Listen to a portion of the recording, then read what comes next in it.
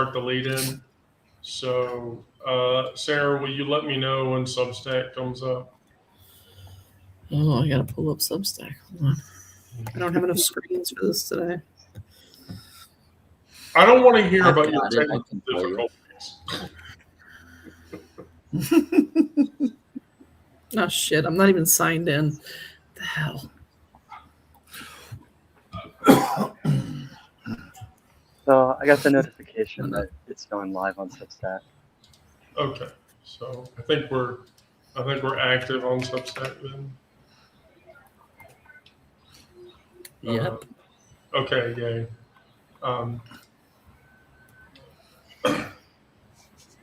So I want to welcome everybody to the stream this afternoon.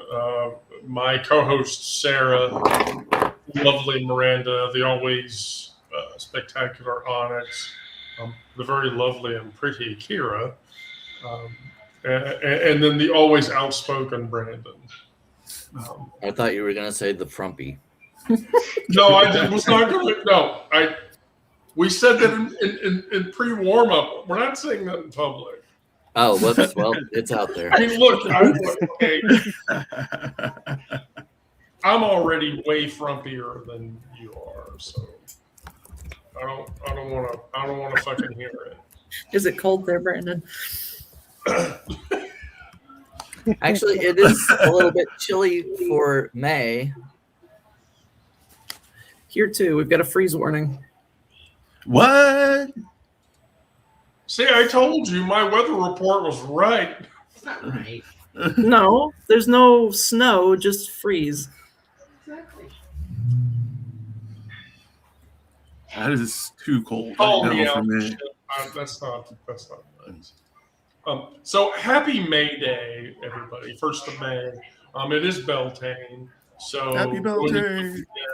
I will probably be cooking some Druid-y like special lit, dusted Druid-y food activity items to celebrate the fact that we are into Beltane.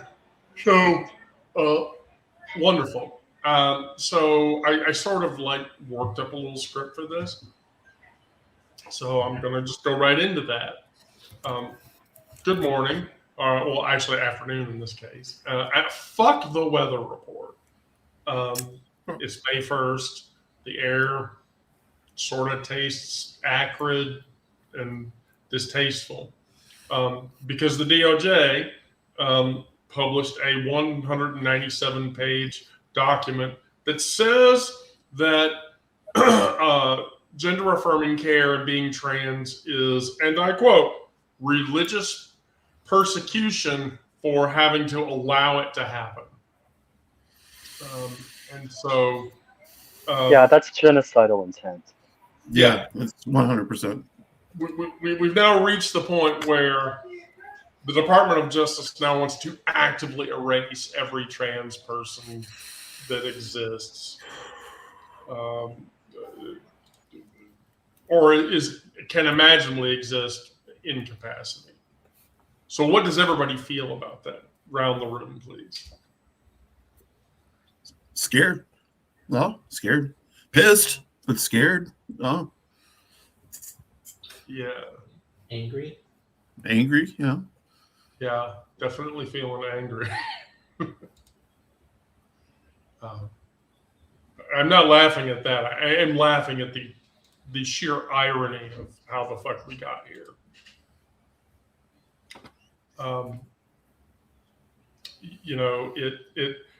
It was so bad this morning after I read that LGBTQ Nation article about the DOJ filing that writing today's daily, I got like a fourth of the way down, and then I opened up YouTube to go and grab the "Let's Discuss Something" dudes latest video or whatever, because I love that guy. That guy, when he goes on YouTube, he's like, I watch the thing and then I take a bunch of notes and I tell you what the fuck was being said in the post or whatever. Who is he again? You don't have to listen to it. You just listen to me tell you about how fucked up it is or whatever. Well, anyway, so the The window next to his was some dude on YouTube who is streaming all of the Godzilla Showa, like the Showa era Godzilla films, back to back to back to back to back to back to back to back. And I went, okay, I'm just going to put that in the post and tell everybody, look, if you're out of the fucks like I am, just watch Showa Godzilla instead of reading the rest of the article and thank me later. Of course, I have received 4 emails from people that said, Wendy, this is awesome. Thank you. I didn't read the rest of the article. I got to the Godzilla link and then I just clicked on that and I didn't leave it. So I'm going to ask everybody in the room, I'm a Druid and a mother, somatically. So I'll just take a breath for a minute. Look at your hands. Are you clenching your hands? Because don't. There's a floor beneath your feet. Yeah. And you can feel the floor beneath your feet. If you're barefoot like I am, then you can definitely feel it. But it's solid and it's grounded and it's rooted. That means none of us is going to go anywhere. And so, oh gosh, I don't actually have the post up that I'm supposed to be drawing this text from. Here we go. Okay, give me just a second. So today I quoted Janet Mock, and it's very important why I quoted this. So Janet Mock says, "I'm not going to sit at your table and watch you eat with nothing on my plate and call myself a diner."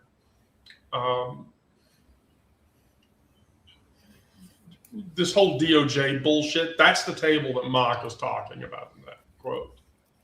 The administration has set the meal. They call it religious liberty, and they ask us to sit politely while our protections get eaten out from under us. And Mock's refusal is the one of a black person of color trans woman, has made every morning in her public life. I won't pretend that this is a place set for me, because it's not. And so that leads right into the first question of the live, and that's, what the hell are you watching being eaten in front of you that you've been calling dinner the whole time? And I'll answer first.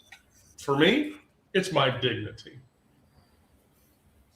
I have literally sat here for 12 months and watched my right to exist, my right to get health care, my right to be called the name that I deserve to be called, get stripped away while the world calls it policy.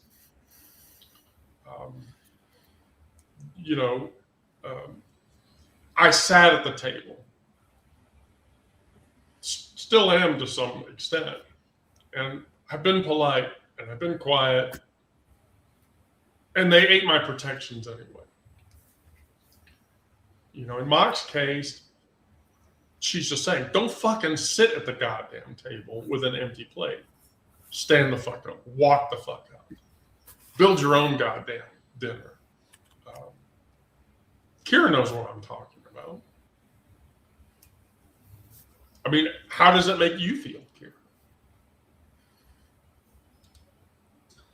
Well, it is, like I said, angry. And the thing is that my concern is, besides everything that has happened so far, is where are we going? So we talk about the midterms and how the midterms can change things and stuff. We're still many months away from that. And what's going to happen from what's going on right now to then? Is anything going to change? Are things going to get much worse? How much worse are they going to get? are we going to even be allowed to vote? Are they going to strip us of those protections too? I don't know. So, yeah, I'm tired of it. I'm really tired of it. And unfortunately, I feel like in this scenario, we have, beyond protesting, we have very little power in regards to what is happening in this country. Onyx.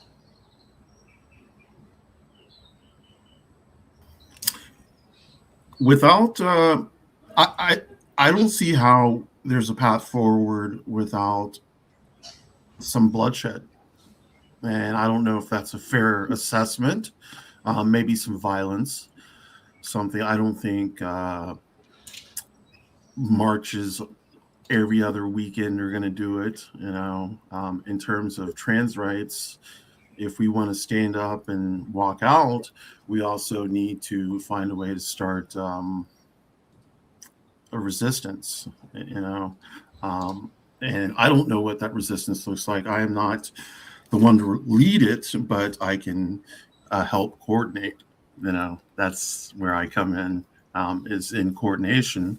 But yeah, I don't know. Like, I don't know right now what this means. I still feel like, I still feel like in some ways it hasn't touched me, because even though I see this news coming out, it hasn't affected me personally yet. And that's scary, because I know that I shouldn't be like this. Wait till it affects me personally before I take action. But so I'm pushing towards I don't know, something other than just sitting and waiting. But yeah, I'm kind of frozen. Yes, is what I say. I'm frozen in a holding pattern. I think all of us are. Brandon, I have a question. Do you think that if they were ever successful at taking away gender right, our rights to care and, affirming legal protections, et cetera, do you think we would ever walk back in the same capacity gay protections? Would other queer protections be affected behind that? Well, what I was going to say was that I'm seeing these, back to your metaphor, these plates being set in front of people around me, and it's like coming down the table, and it's like, what am I going to get? What's next? Like, what are they going to serve me? What am I going to have to deal with? And yeah, I think so. I mean, if it really depends on I don't know how far they take it in the current administration, and then what follows. Like, who's going to take over after? Well, whoever ends up. I mean, depending on if he lives through his current term, who takes over after that? I don't think it's necessarily him. It's the power behind him. So it's right. Like whenever we get through the revolution, what happens then? So this was something that I pointed out to Kira this morning, was that Stonemeyer, who is one of the candidates for governor of California, his day one promise, he's like, if you elect me day one, I am going to issue an arrest warrant for Stephen Miller. Oh, hell yeah. That's long overdue. I love it. I would watch the shit out of that. That's a live show Right. I'd love to see. Right. Or whatever. Right? Yeah, I mean, I don't see how, after they fuck it up for all of us as trans persons, how they can't just immediately decide, oh, well, we're going to review over death and overturn it. You know, It seems we're like going to a overturn marriage three-tiered equality. prong. Yeah, we're going to overturn marriage equality, which, by the way, that affects me just as much as it affects Brandon, as it affects And Sarah. me. And everybody, like the entire queer spectrum is affected by a decision like that. But, you know, I mean, for those of us who were alive in the 80s to watch, you know, HIV medical care not happen, if they ever went back to that, it would be a nightmarish situation. Right. Sarah?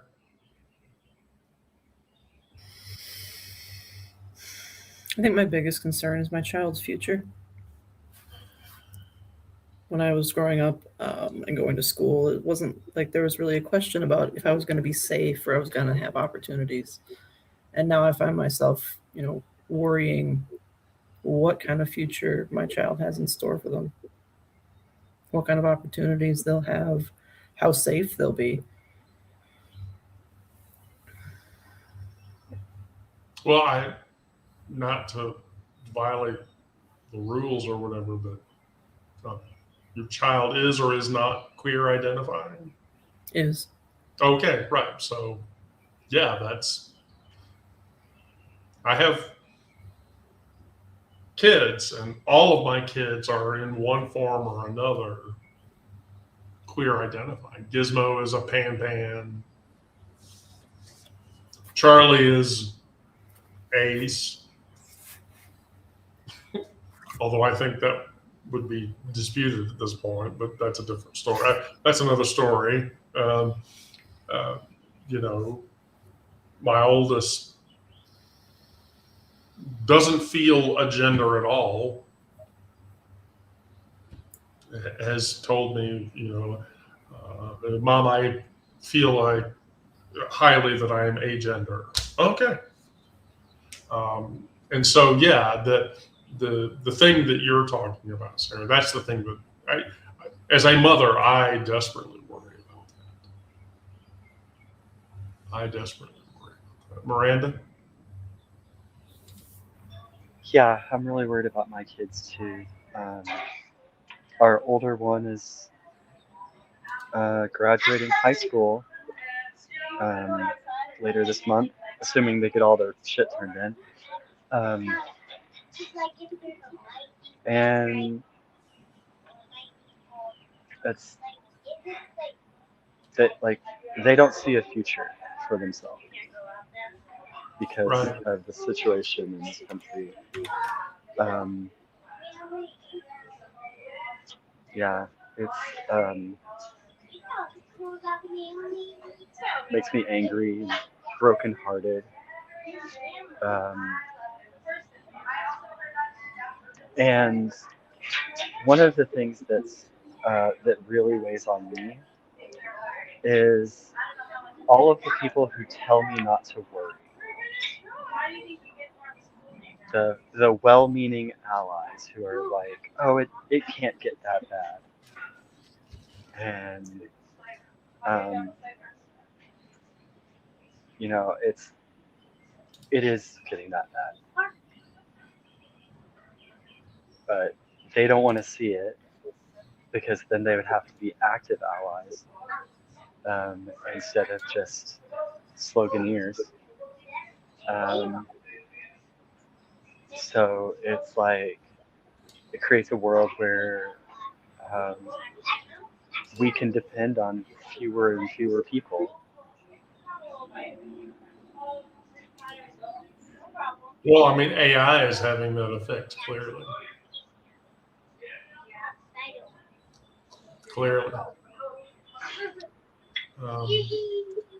So thinking about that,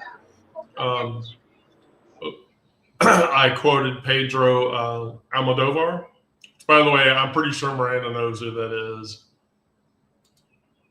if she doesn't, I'm going to be very irritated at her and tell her you're bad. I do know who that is. Oh, share with everybody, please. Oh, now I'm just gonna like forget. Go ahead, Pedro. Andy. He's isn't he he's a film. He's a like isn't he a person who makes films? He's a film director, screenwriter, and author. Yeah. He makes the like spooky, like Pan's Labyrinth and shit like that. No, you're thinking of Del Toro. That's Benicio, that's Guillermo del Toro. Oh, right. Okay. Yeah. But a lot of his stuff is very queer centric and queer focused. That's right. Yes. And so, I mean, if you're a fan of queer media, TV, movies, cinema, whatever, watching an Almodovar film is an experience. Kind of like watching, I know this is going to sound bad, but Wes Anderson, Anderson's The French Dispatch with Bill Murray. I love that movie.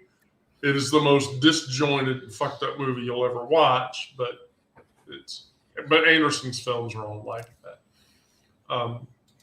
But from Pedro's perspective, in the conversation with El Pace in the Pain and Glory release, he says, "We have a saying in our community: pain demands to be felt.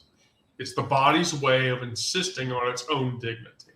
So again, carrying the dignity portion forward. And so that begs, let me actually read the mark. You're allowed to be unwell about the news without it becoming all of you. In Pedro's case, he built a body of work on the idea that pain, held with color and music and the company of people, does not destroy itself, but rather it teaches the self where its edges are. And so when I feel the pain of that report, I do that, and I do that to be felt without letting it be like the only thing I'm feeling. So when you think about that, that begs the question of what pain are you refusing to feel, because admitting it means admitting how much you've lost. And so as a trans woman, that's an easy question to answer. I have to numb my grief. Friends I've lost, I came out as trans, and I lost nearly every person in my friend group and a handful of people in my family group that refused to talk to me because I'm a trans woman. And, I have to deal with the dysphoria. I have to deal with the future feels like it's crumbling. We armor up in rage because sadness feels way too dangerous. Sadness sends us down an entirely different road. But in Almodovar's case, he was right. Pain demands to be felt. It's the body screaming for dignity. So when I let myself feel that fucking fear, I then also feel love that comes with it. So Onyx, how do you deal with that loss in your own space? Or do you? Yeah, I deal with it. I cry a lot. No, I do let it out. So the whole pain demands to be felt, I've heard before. I did not know it was from him. I actually thought it was from Jonathan Green, who wrote the book Fault in Our Stars, which is a lot, which came out maybe 10, 15 years ago. It was made into that movie. So in that book, one of the main character does say something, just say the line, pain demands to be felt. And so that's how I know it. And I understand it that way. The book is ultimately about grief. I think it was about cancer or something of that nature. But, I understand pain in the way that I felt it in multiple fronts. I have Crohn's disease.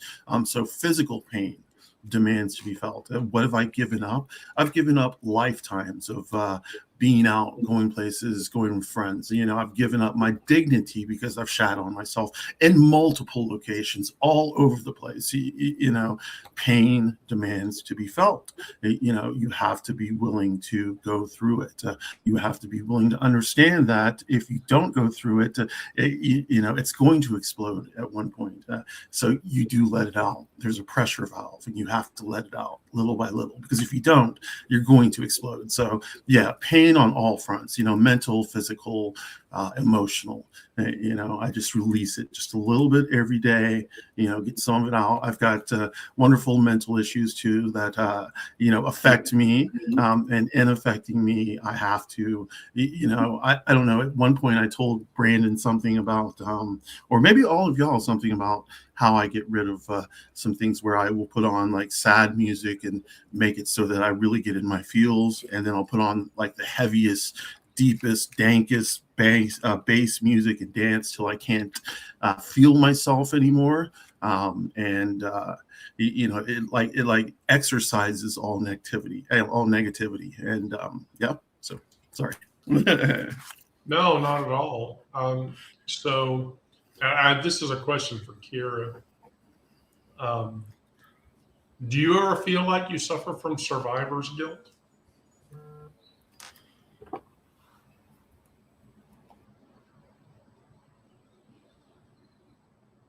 No, not really.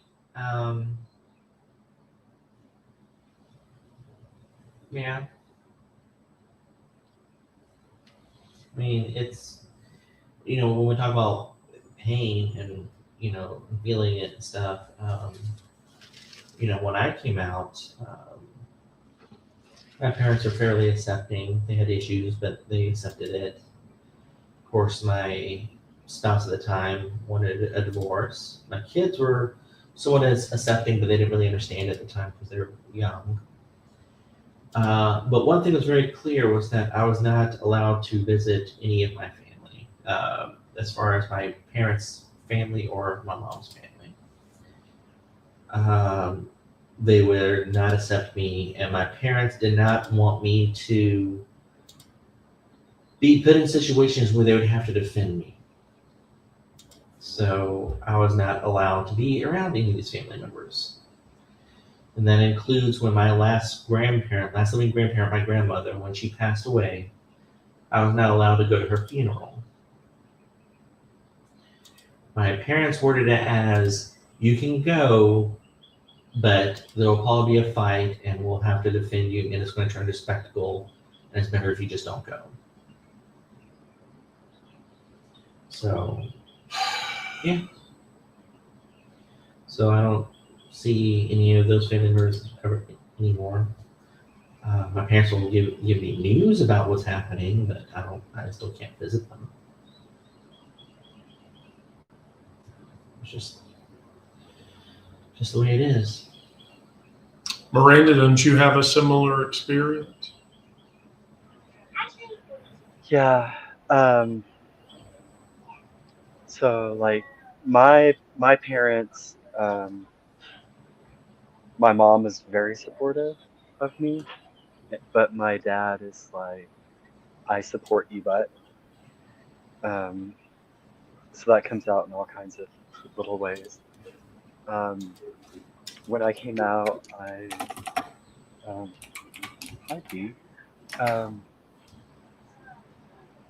had other family members disown me.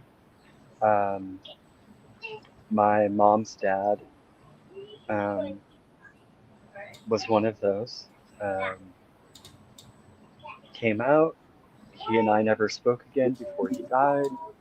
The inheritance I was supposed to receive from him, I didn't.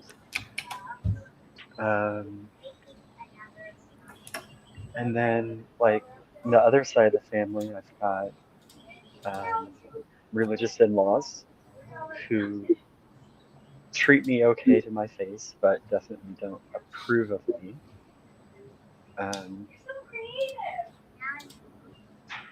And it's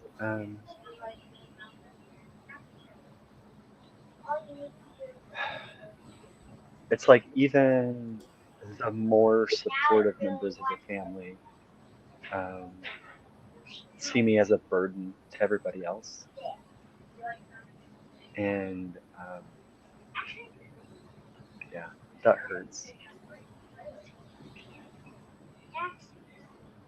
I think it's a pain that we all experience to one varying degree or another. Brandon?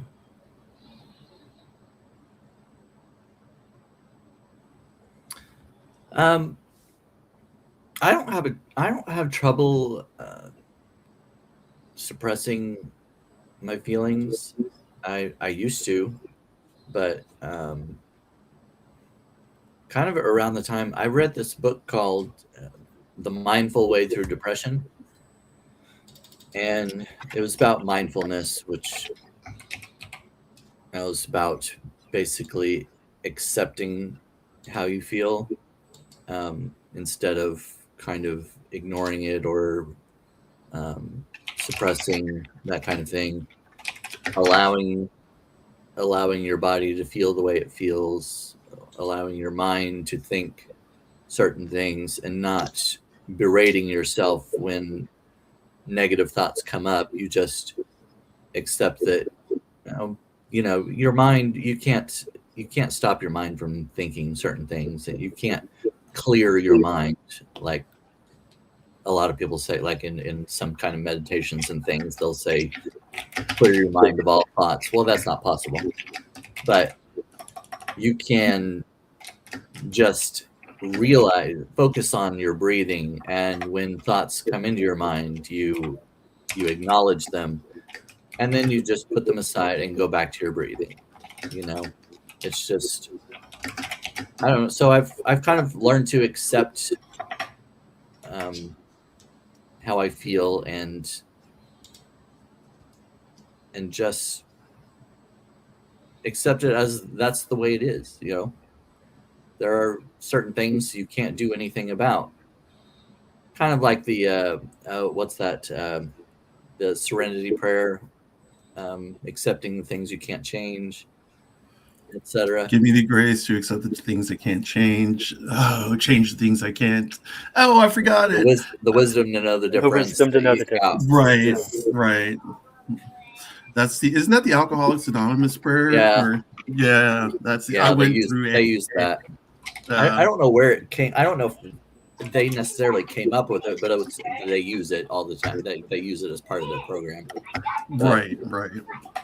But yeah, basically, just kind of, there's some things you can't do anything about, as far as, especially in your own mind. Like if you think negative thoughts or whatnot, they're going to come up, but you don't dwell on them, and you don't berate yourself for thinking them. Just, okay, this is a thought. I'll put it aside. I'll go to something better. Distraction is a very powerful tool. It helps, in terms of meditation, like the whole, let's clear our minds and don't think of anything line is, to me, a bunch of shit. Like Brandon said, I do breath work, and when something does come into my mind, I let it sit. I think about it, and then I try to push it on and go back into my breath, and that's, to me, the only way it can be done, at least for me. I don't know how else anybody else does it. Well, Let's find out, Sarah.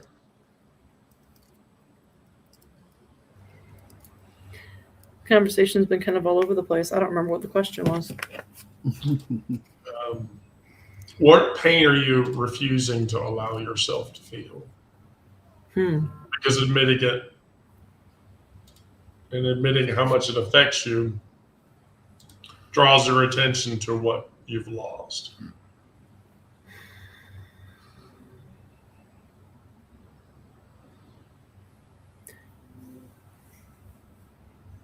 The first thing that comes to mind is not something that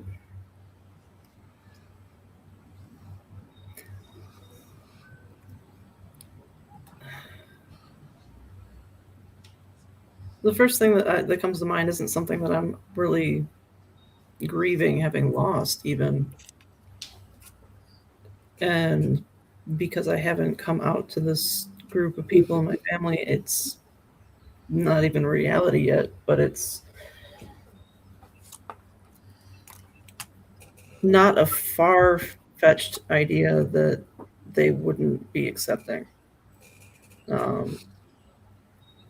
My mom's family, specifically my uncle, I don't think that he'll ever accept me or my child. But I'm not going to let myself grieve that relationship because he's just a hateful individual.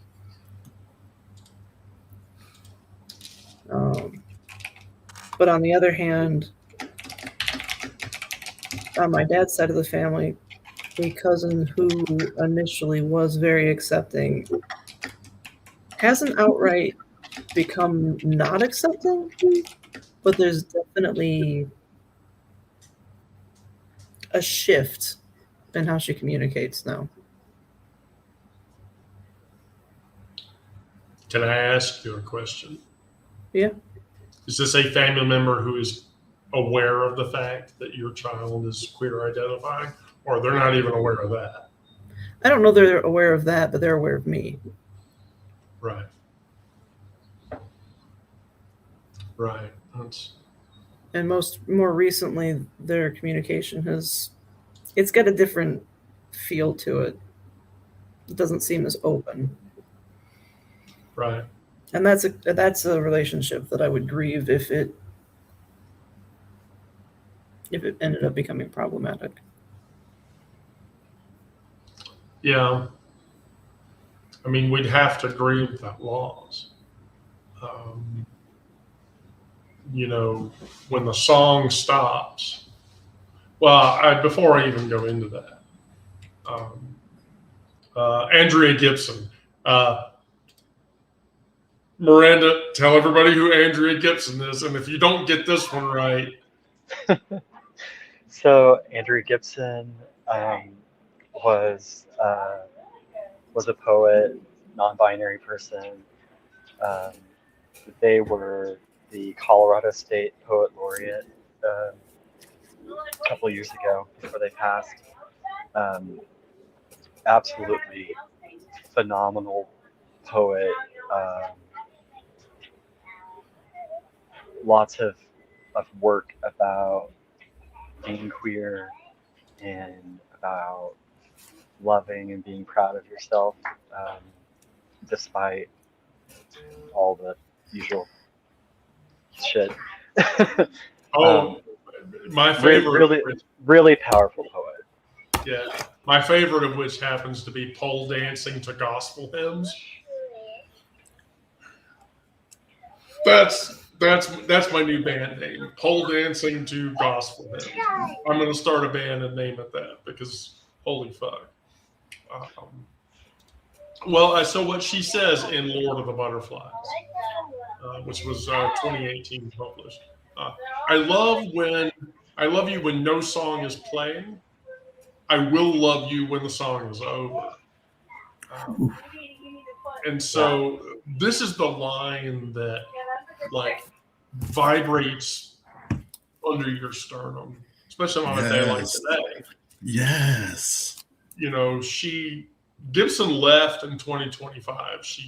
Lyme disease was what I believe, if I remember correctly, is what took her out. And she knew she was leaving when she wrote that. She understood that the most radical love is the love that stays far past spectacle. The DOJ report, it's fucking spectacle. It's goddamn theater. It's cinema for a bunch of, you know, Trumparian jizz cravers who want that jizzed in their mouth until their stomachs are full of it. Let's just keep on going. Why don't we? But the threatening Cuba. I mean, and by the way, I want to point out, somebody please correct me if I'm wrong about this, but so Marco Rubio is the one behind Trump threatening to take out Cuba. And the last I checked, that motherfucker is Cuban. Yes, 100%.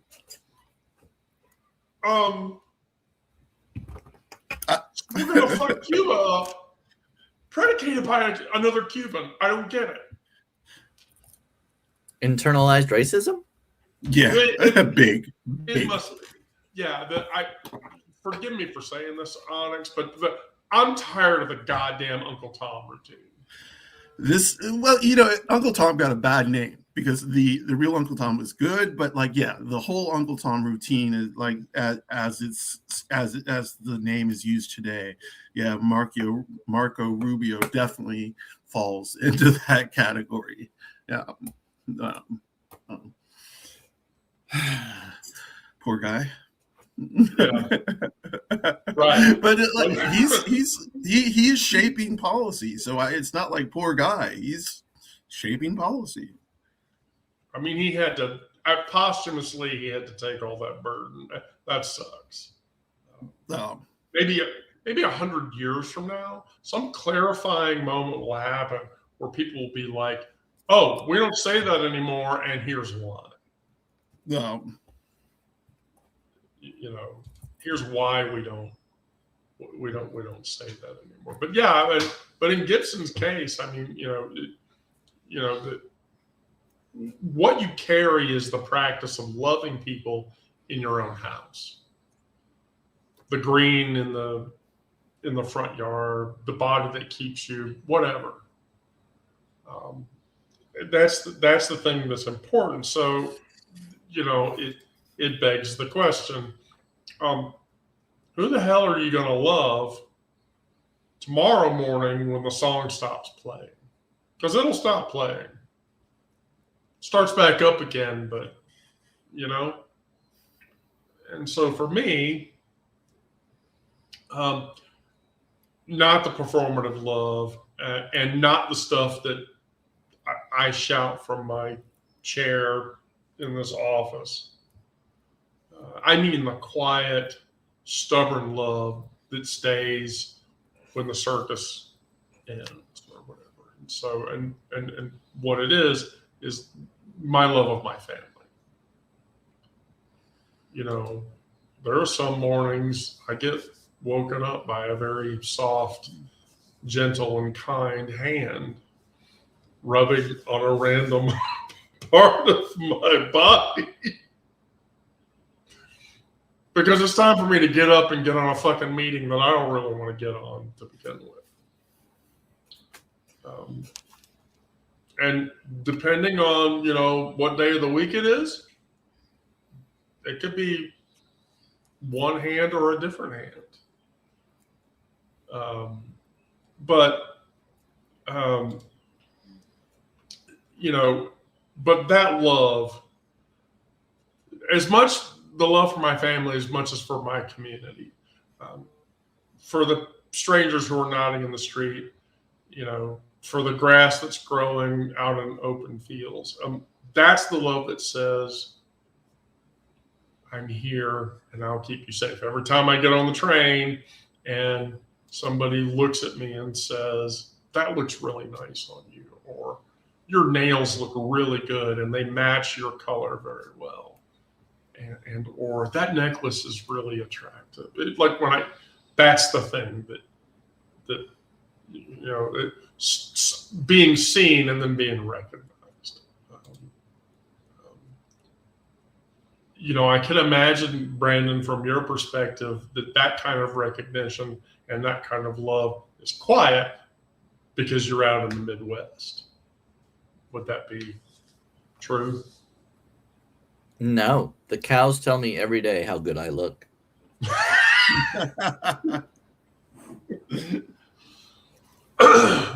You like big, beefy cows Yeah.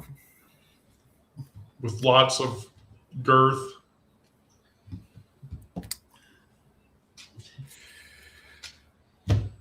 Yeah, well, I don't go out around here all dolled up, if you will. Yeah, of course. But like when I go to Kansas City and places that are a little more urban metro, then yeah, I'll do myself up a little more and look less frumpy. I just said you looked a little frumpy. It's not- That's just going to stick with him for the next 2 weeks. Yeah. There's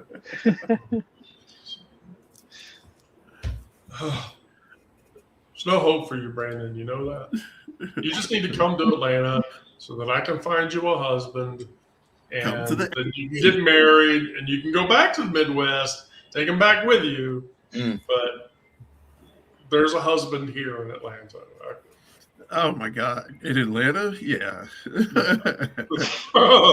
Make sure he's not allergic to cats. Oh no. I don't think so. Onyx, have you ever met a gay guy who was allergic to cats? No, not yet. They exist. How to solve the cat allergy? Be gay.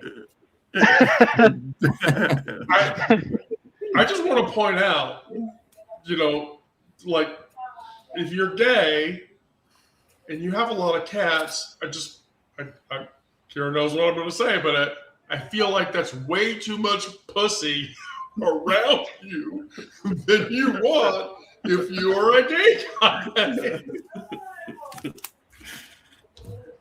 They just don't mind the pussy. It's they don't want to put anything in the pussy. You see, so the pussy is fucking big.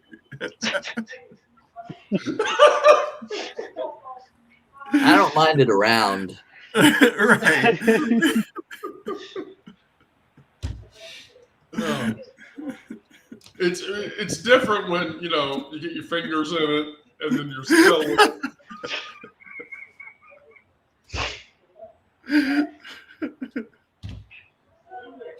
Or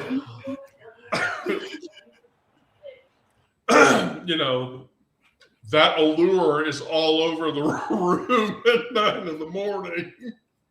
because people have been sleeping naked. I'm not saying anything more. I'm just gonna go past that.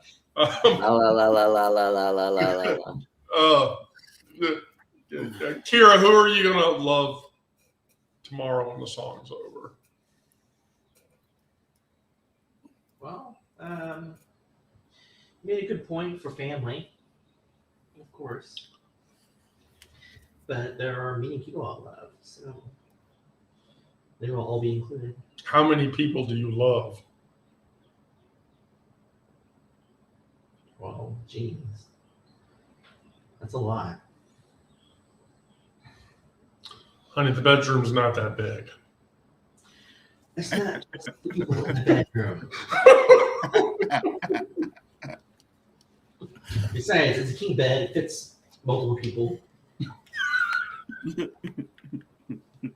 It's California King. It's wide. Okay, That's right. Wider than it is longer. Yes. So it fits So multiple this is Chapel. Bought that bed for a reason. Yes. Sarah. Well, then get your answer out really quick if you have a visitor. There are pictures. Our You're visitors. talking into mute, so Did you see the picture of the visitor? no. You sent a It picture. is a. Oh, wow. He's just sitting out there on the fence. Wow, that's That's pretty awesome. That's actually impressive. Oh. So Sarah, who are you gonna love tomorrow when the song's over? Ooh.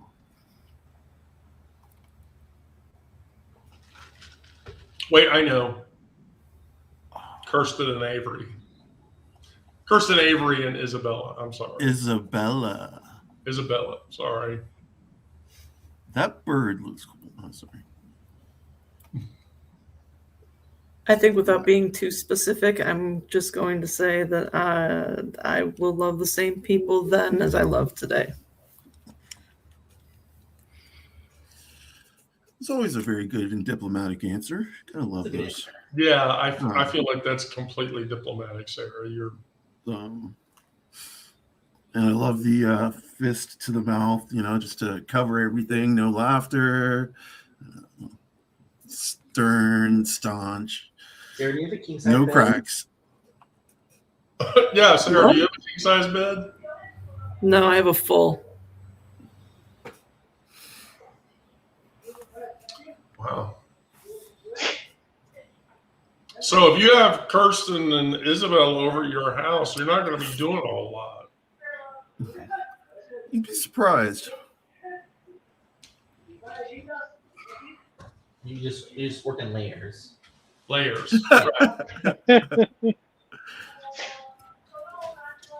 I personally speaking, that would be very uncomfortable to me.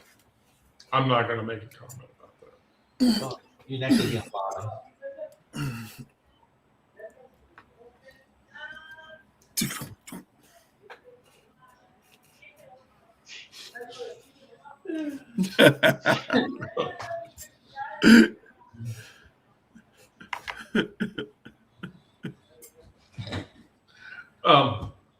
Miranda, who are you going to love when the song's over? My top friends on MySpace. Wait, you still have? Is MySpace still a thing? Surely not. It I- is still up. Still exists. MySpace is It's still up. still up. I've never tried to go find my old profile. What a mess that would be. But to answer you seriously, my family, my good friends,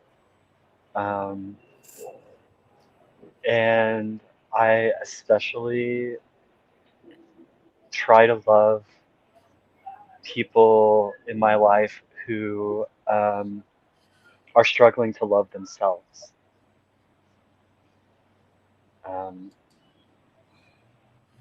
Because, know people who are depressed or in bad situations or blaming themselves for things that have happened, and they're struggling to find enough love for themselves. And if I can supply that for them, then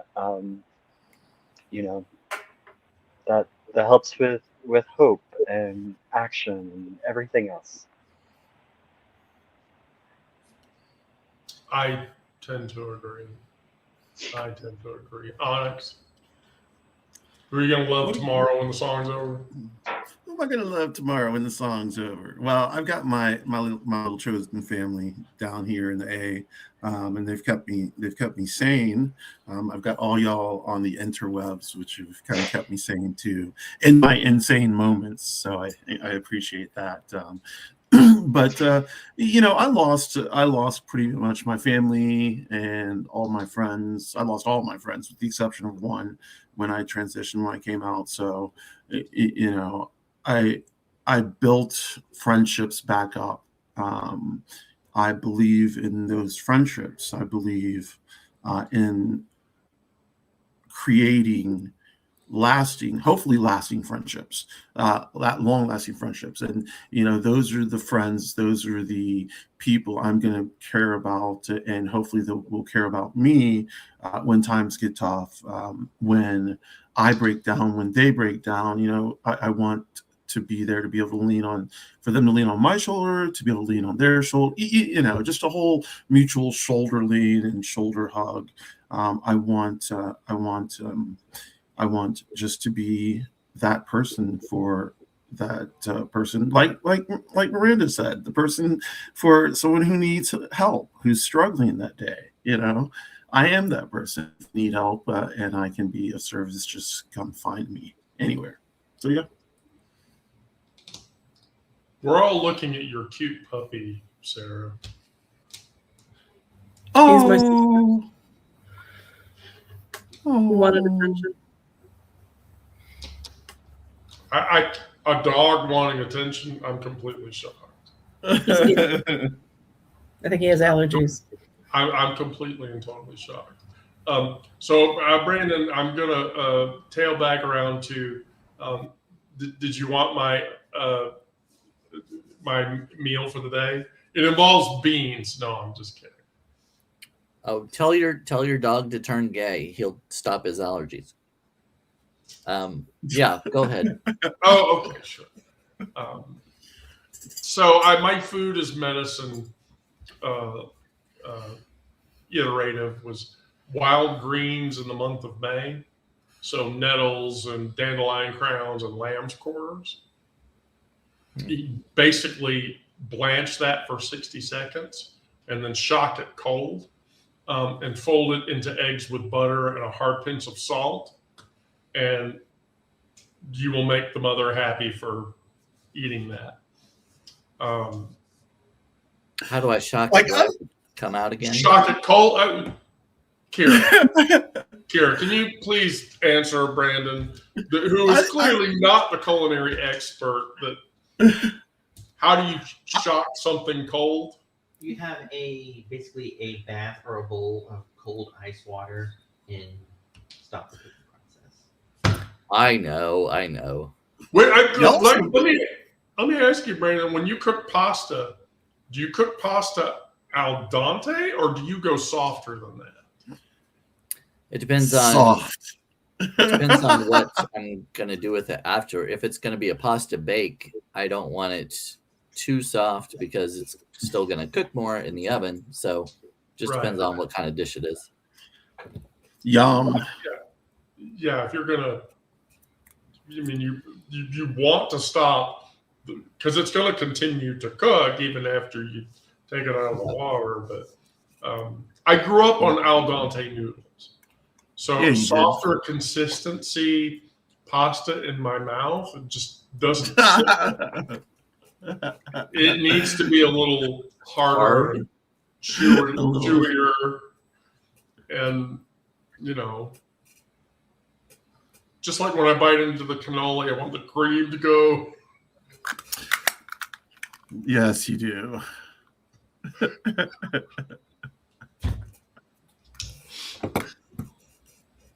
I'm sorry. What were we talking about again? She's not something sorry. about a She said, "I'm sorry," but she's not. kind of cream. Right, yeah. And then the sourdough discard crackers. So roll discard thin on parchment, score it, scatter rosemary and flaked salt over the top of it, and then bake it for 12 minutes. And you make your own like artisan cracker alternative. But then my pantry meal for the day was the 10-minute lemon and garlic pasta. So pasta, 2 tablespoons of butter, 6 sliced garlic cloves, zest of a lemon, and then throw the shit ton of butter in there. And then take this really cool $85 seasoning that I have that comes from the fabulous distributor Penzies and lightly sprinkle that over the top of it. I'm going to advertise for Penzies in the live. Tuscan Sunset is like my favorite Penzies seasoning. But then my other favorite is Mural. It's called Mural of Flavor. Google this shit. You'll find it. It's completely worth it. But yeah, it's like expensive seasoning blend. So Are you doing a cooking show? Are you doing a cooking show again, Brandon, soon? A cooking one? I don't know. I have a couple recipes that I was thinking about, but you also got to spend all this money on ingredients and everything, and then it's just me, so I'm not going to eat it all. So you're not going to mukbang it? Gonna what? Mukbang it. Mukbang it? Yes. Have you heard of mukbanging? I don't think so. So, well, I'm happy to educate you. Oh, so, mukbanging is this trend on social media where people basically cook food, and while cooking it, they tend to amplify the sound of preparing the food. So like chopping on the block, you hear that sound or whatever. And then after they're done cooking the food, they eat the food, whatever the fuck it is. And so, like eat it close to the mic, like kind of an yeah, ASMR close to the mic so you can hear the eating sound. Yeah, that's called mukbanging, which is a Korean tradition. And so one of the big people that does this is a trans guy named Zach Choi. He's on TikTok. Go find him. The food looks delicious, but yeah, there's no way I'm making that and then I'm going to consume all of it. I would keel over a coronary in a heartbeat, which I don't want. I don't like the sound of people chewing with their mouths open, so I don't know if this is going to appeal to me. I have a story about that if you want to hear. Oh, no. So, years ago, before I transitioned, I worked for a tier 2 provider, Cox Communications. And we had an employee on the team, and I worked in the network security and info security team. And we had a coworker whose name was Maurice. And so he was Italian. And my friend Mark and I sat, like cube apart. And then the cube in between us was Maurice's cube. And so Maurice, when he would eat, would do shit like this. He would be like, yum, yum, yeah, get in there. Oh, that's really good. Like orgasmically eat his food. And so for a while, like Mark would shoot me a Teams message or whatever. Have you gone to lunch yet? No. I think Maurice is coming back with his lunch. We should go right now so that we don't have to listen to this shit. And so, but to be fair, Maurice did not last long because Maurice had to be let go because he was working on the info security and the fraud team, not actually covering any fraud because he was day trading on his work computer.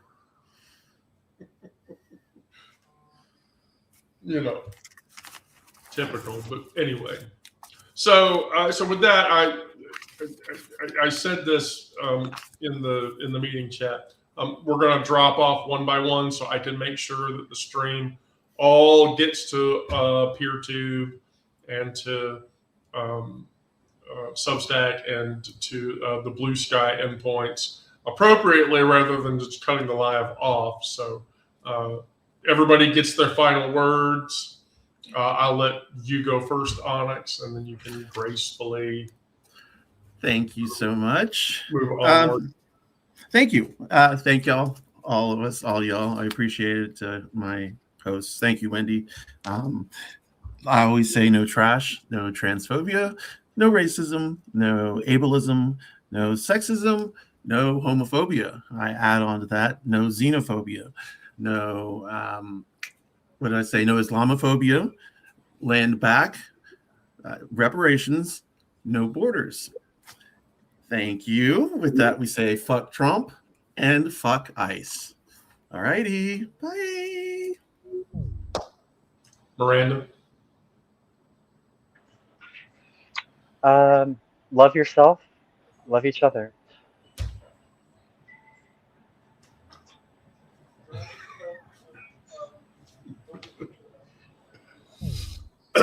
Brandon. Compliment the cows and they might compliment you back.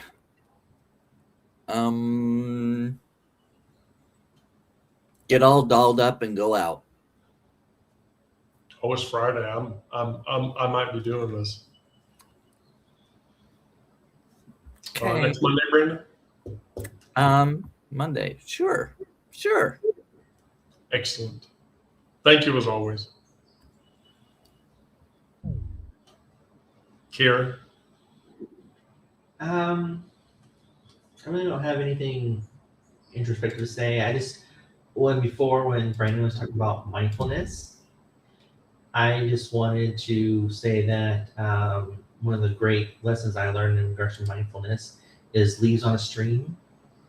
You basically, it's like a meditation. You concentrate on your breathing, and as the thoughts come in, you put each thought on a leaf and you float it down the stream. Imagine this. This constantly happens. Every intrusive thought, everything that comes in, just don't let it float down the stream. Try to empty your mind and just practice mindfulness. Yes. So that is all I have to say. Thank you, Kieran. Thank you. For me, I will say that the Empire wants us to think that we're alone and that we're a mistake. And so what I tell all of you is fuck that. Look around. The mycelium connects us underground. The Beltane fires have burned for 3,000 years. We're the children of that fire. We're the green that breaks that stone. So let your heart be strong and your hands gentle. Let the news move through you like a river, but don't let it drown you. You are the ground. You are the turning in the world, and all of you are loved deeply and completely. And when even the song is over, it gets better, and that's the end. Thank you, everybody, and come back to visit us next Monday.